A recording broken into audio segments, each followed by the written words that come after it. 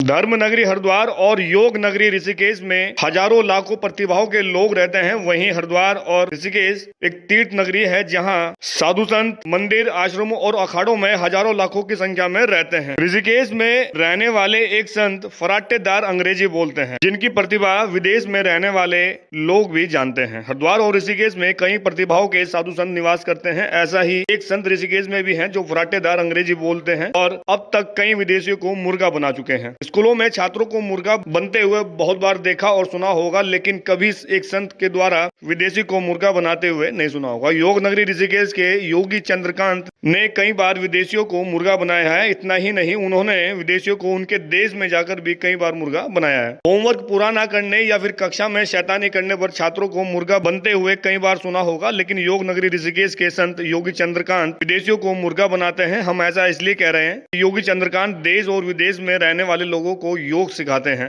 मुर्गा बनना कोई सजा नहीं, बल्कि शरीर को स्वस्थ रखने का एक महत्वपूर्ण आसन है, जिसे करने से बहुत से फायदे होते हैं। योगा के इस आसन से जहां व्यक्ति का शरीर स्वस्थ रहता है, तो वहीं कई सारे इस मुर्गा आसन से व्यक्ति को फायदे होते हैं। ऋषिकेश के संत योगी चंद्रकांत भारतीय लोगों के साथ साथ विदेशियों को भी काफी समय से योग सिखा रहे हैं। योगी चंद्रकांत मूल रूप से हरिद्वार के रहने वाले हैं, जो योगा के क्षेत्र में कई उपलब्धियां हासिल कर चुके हैं। योगी अब तक कई विदेशी यात्रा कर चुके हैं, जिसमें वह विदेशों में जाकर विदेशियों को योग सिखाते हैं।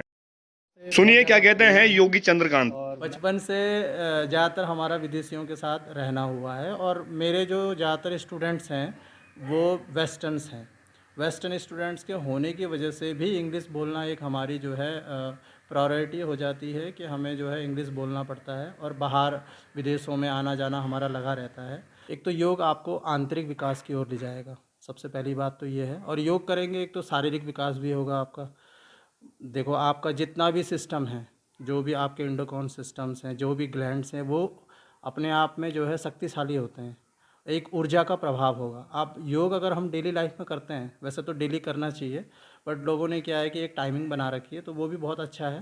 लेकिन अगर आप डेली प्रयास करते हैं तो आप अपने आप में महसूस करेंगे कि एक यूनिटी शरीर के अंदर ना एक यूनिटी डेवलप होगी।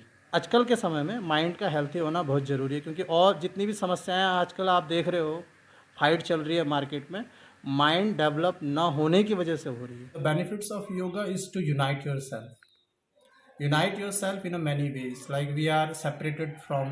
Actually, we are not separated. First things, but we have make ourselves to be separate with the thoughts of many.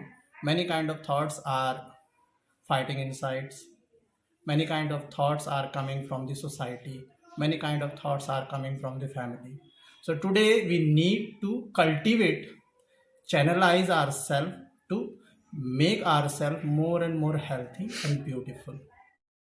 News 18 local के लिए ओम प्रयास, ऋषिकेश।